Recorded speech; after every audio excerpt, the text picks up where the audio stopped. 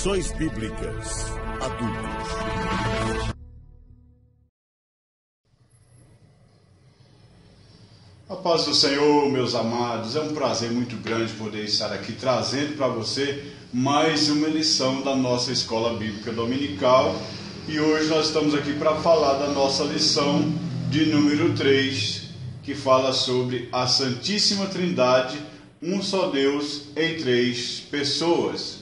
Essa aula é a nossa aula do dia 16 de julho de 2017, do nosso terceiro trimestre.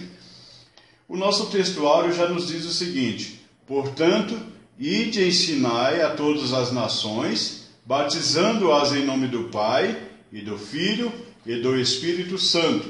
Mateus, capítulo 28, versículo 19. E a nossa verdade prática nos diz: cremos em um só Deus, eternamente subsistente em três pessoas distintas, o Pai, o Filho e o Espírito Santo, iguais em substância, glória, poder e majestade. E a nossa leitura bíblica em classe está em 1 aos Coríntios, capítulo 12, versículos 4 a 6, e 2 aos Coríntios, capítulo 13, verso 13. E o nosso objetivo é saber que cremos em um só Deus, eternamente subsistente em três pessoas distintas, o Pai, o Filho e o Espírito Santo. Então nós precisamos saber disso, meu caro professor, e explicar as construções bíblicas trinitárias. Também mostrar que Deus é trino e único. E também conhecer algumas crenças inadequadas a respeito da Trindade e apresentar algumas respostas às objeções acerca da Trindade. No entanto, nós temos uma missão, meus caros professores. Na lição de hoje, nós estudaremos a respeito de uma das mais importantes e cruciais doutrinas do pensamento cristão, a Trindade. Não cremos na existência de três deuses, mas em um só que é subsistente em três pessoas distintas. Isso também eternas e que criaram todas as coisas. É importante também, meu caro professor, que você procure, no decorrer da lição, enfatizar que, embora não conste na Bíblia a palavra Trindade, vamos encontrar tanto no Antigo quanto no Novo Testamento evidências dessa relevante doutrina. Veremos nessa lição como o conceito de Trindade foi formulado e, segundo o escritor Stanley Orton, historicamente a Igreja formulou a doutrina da Trindade em razão de grande debate a respeito do relacionamento entre Jesus de Nazaré e o Pai. Que o Deus Trino e Uno abençoe a sua aula e seus alunos, de modo que eles possam compreender e confessar ao mundo a fé em um só Deus, existente em si mesmo como Pai, Filho e Espírito Santo. Então vamos lá, meus queridos. A doutrina da Trindade é a verdade mais crucial do pensamento cristão. Mas como conciliar monoteísmo, revelado no Antigo Testamento, com a divindade de cada pessoa da Trindade? Este é o enfoque que nós temos nessa lição. Primeira coisa que nós precisamos analisar são as construções bíblicas trinitárias. Por exemplo, a unidade na Trindade. Uma leitura superficial da passagem de 1 aos Coríntios, capítulo 12, versículo 4 a 6, pode levar alguém a argumentar que o texto não diz que cada uma dessas pessoas é Deus, como costumam fazer determinados grupos tidos como cristãos. O apóstolo Paulo se refere à Trindade usando outra linguagem. Ele afirma a unidade de Deus, uma só essência e substância, em diversidade de manifestações de cada pessoa distinta. E declara que o Espírito é o mesmo, o Senhor é o mesmo, Deus Pai é o mesmo e há unidade na diversidade. Essa é a unidade na diversidade. Então, meus queridos, o nosso ponto central nessa lição é que nós cremos em um só Deus que subsiste em três pessoas. Por exemplo, a bênção apostólica em 2 aos Coríntios, no capítulo 13, versículo 13. Aqui há certo paralelismo com a bênção final. Não é comum nas epístolas paulinas. Não parece haver aqui a intenção de explicar a doutrina da Trindade. Trata-se do pronunciamento habitual do ministro de culto ao despedir os fiéis no fim das reuniões nas primeiras décadas da história da igreja. Se isso puder ser confirmado, significa que os cristãos já estavam conscientes dessa realidade divina desde muito cedo na vida da igreja. A fonte da graça do Senhor Jesus é o amor de Deus no Espírito Santo, é uma saudação trinitária. Nós temos aqui também mais um ponto nesse tópico que nos fala o Deus Trino e Uno revelado, em Efésios capítulo 4, versículos 4 a 6. Temos aqui a diversidade de operações e funções na unidade de Deus.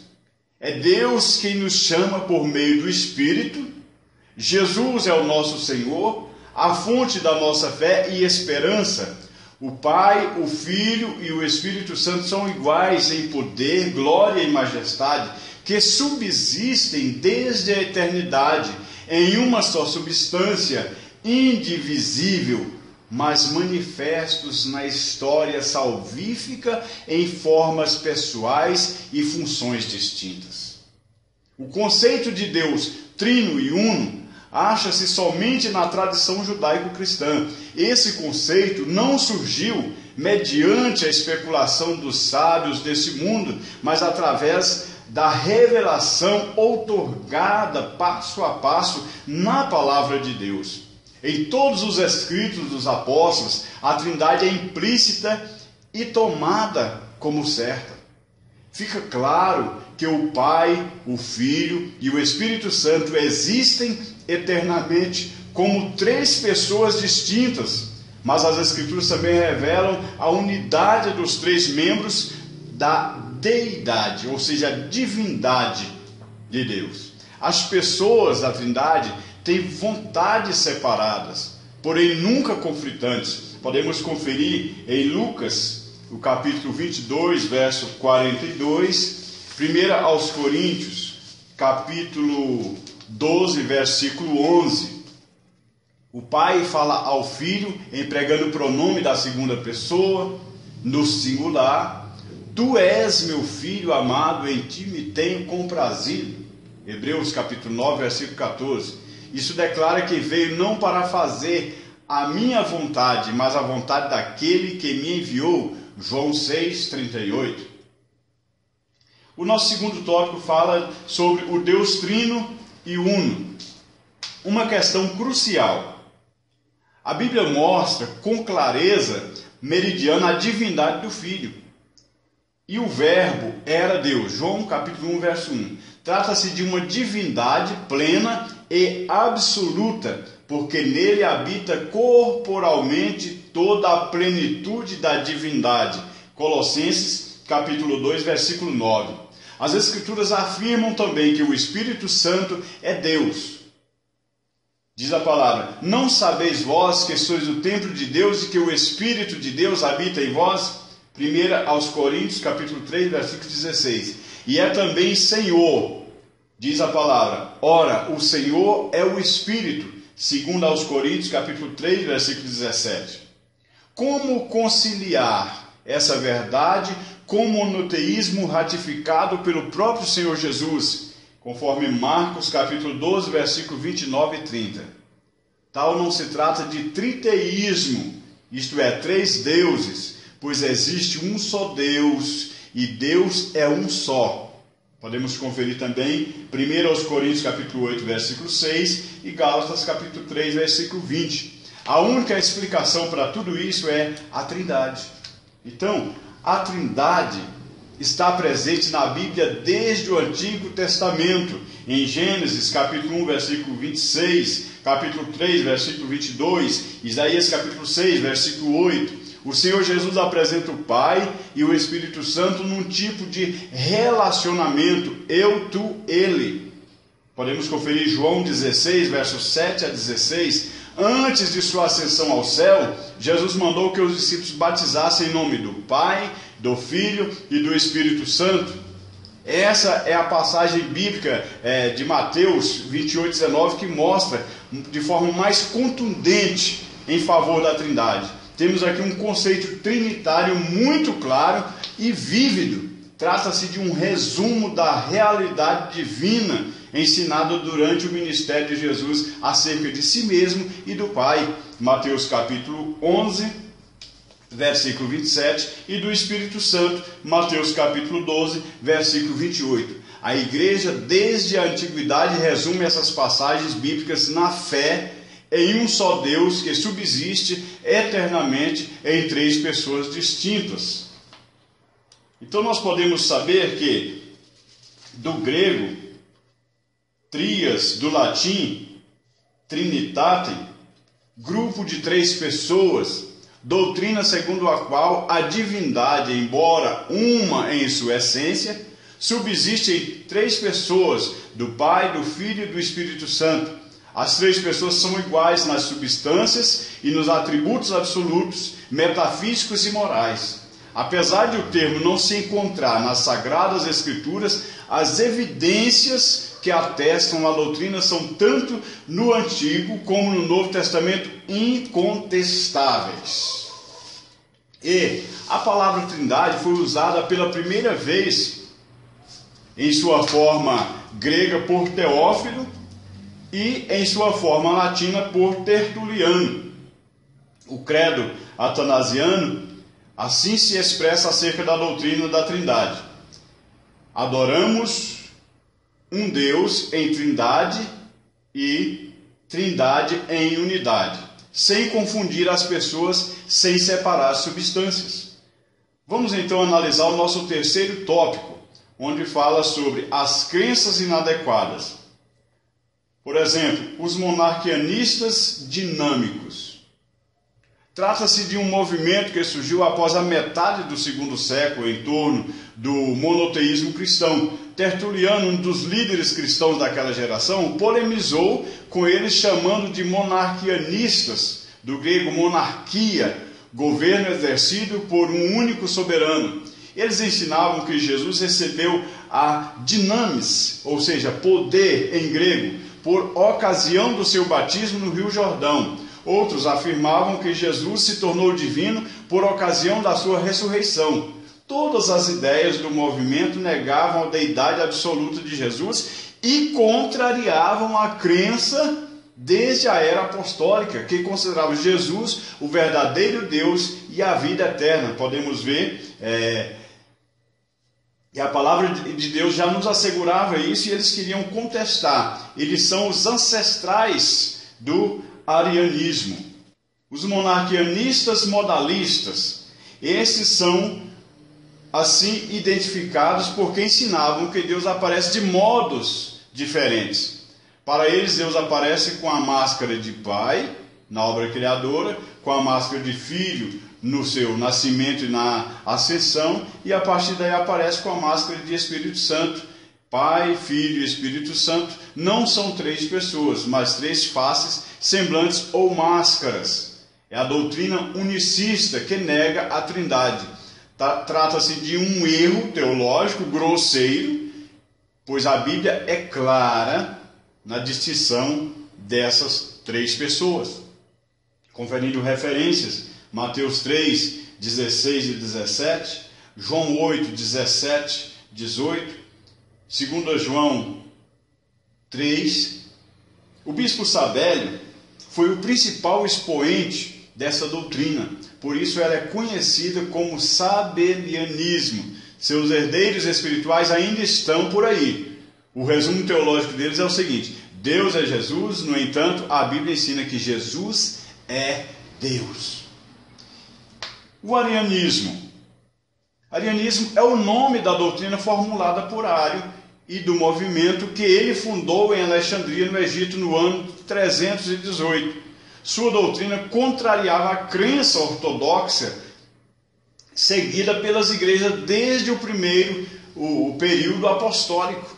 Ario ensinava que o Senhor Jesus não era da mesma substância do Pai, era criatura, criado do nada, uma classe divina de natureza inferior, nem divina nem humana, uma terceira classe entre a deidade e a humanidade.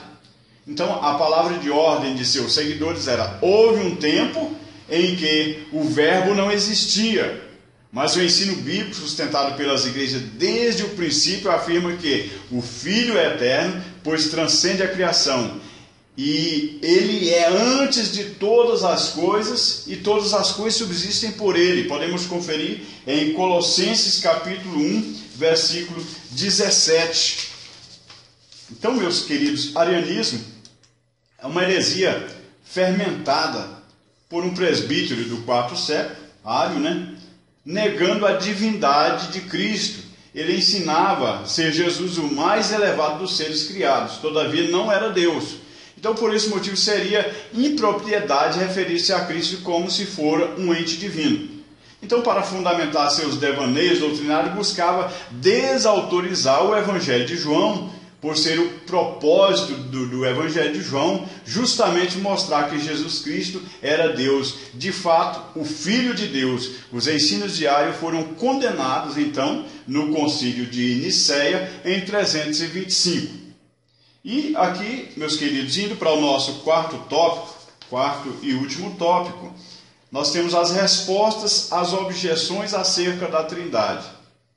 Primeiros esclarecimentos. Os unicistas modernos pregam que a doutrina da Trindade é uma invenção do concílio de Nicéia, por ordem de um imperador romano pagão. Mas esses movimentos estão equivocados, pois mais de 100 anos antes, Tertuliano já havia formulado a doutrina da Trindade. Além disso, o tema do referido concílio que nós estamos falando, o concílio de Nicéia, o Filho reafirma a deidade de Jesus. Esse era o tema. E a sua consubstancialidade com o Pai. O credo não traz informação alguma sobre o Espírito Santo. O documento aprovado em Nicéia tornou-se ponto de partida ao invés de ponto de chegada. A controvérsia prosseguiu por duas razões principais: a volta do arianismo e a indefinição sobre o Espírito Santo. Então Tertuliano deu a sua definição. Ele foi o neologista da igreja que criou o termo Trindade na seguinte declaração: todos são um por unidade de substância, embora ainda esteja oculto o mistério da dispensação que distribui a unidade numa Trindade, colocando em ordem os três, Pai, Filho e Espírito Santo. Contudo, não em essência, mas em grau, não em substância, mas em forma, não em poder, mas em aparência, pois eles são de uma só substância e de uma só essência, de um poder, já que é de um só Deus que esses graus e formas e aspectos são reconhecidos com o nome de Pai, Filho e Espírito Santo. Um só Deus, portanto, a essência, a substância, o poder são um só. Mas a diferença está no grau, na forma, na aparência que chamamos de pessoas, conforme Mateus 28, 19. Então a formulação definitiva da Trindade, isso aconteceu no Concílio de Constantinopla em 381, com base nos tratados de Atanásio, que combateram os arianistas e também os grupos contrários à doutrina do Espírito Santo, como os pneumatomacianos e os tropicianos, e com base nas obras dos chamados pais capadócios, Basílio de Cesareia, Gregório de Nícia, Gregório de Nazianzo. O credo niceno-constantinopolitano reafirma o credo de Nicéia e define a divindade do Espírito Santo, estabelecendo de uma vez por todas a doutrina da Santíssima Trindade. Então, meus queridos, nós podemos entender falando desses concílios, que o primeiro concílio ecumênico da história, convocado pelo imperador Constantino, em 325, teve como objetivo solucionar os problemas que dividiam a cristandade. Problemas esses causados pelo arianismo, buscando reafirmar a unidade da igreja. Os participantes do concílio redigiram uma confissão teológica confirmando a ortodoxia, ou seja, a doutrina correta, né? E essa ortodoxia é a doutrinária do cristianismo. Em 381, reuniram-se em Constantinopla 150 bispos, a pedido do imperador Teodósio I, com o objetivo de confirmar a unidade da igreja no Oriente. Terminando os trabalhos, aquele segmento da cristandade livrava-se de mais de meio século de domínio ariano, aquela heresia que estava dominando. Então, diante do exposto, meus amados, está claro que a doutrina da Trindade é bíblica, está presente desde o Gênesis até o Apocalipse. Que Deus nos faça entender melhor, nos faça crescer, que nós possamos aprofundar mais o nosso conhecimento, porque aqui nós temos um resumo devido ao tempo, mas nós podemos aprofundar mais ainda o nosso conhecimento. Que Deus te abençoe em Cristo Jesus. Amém.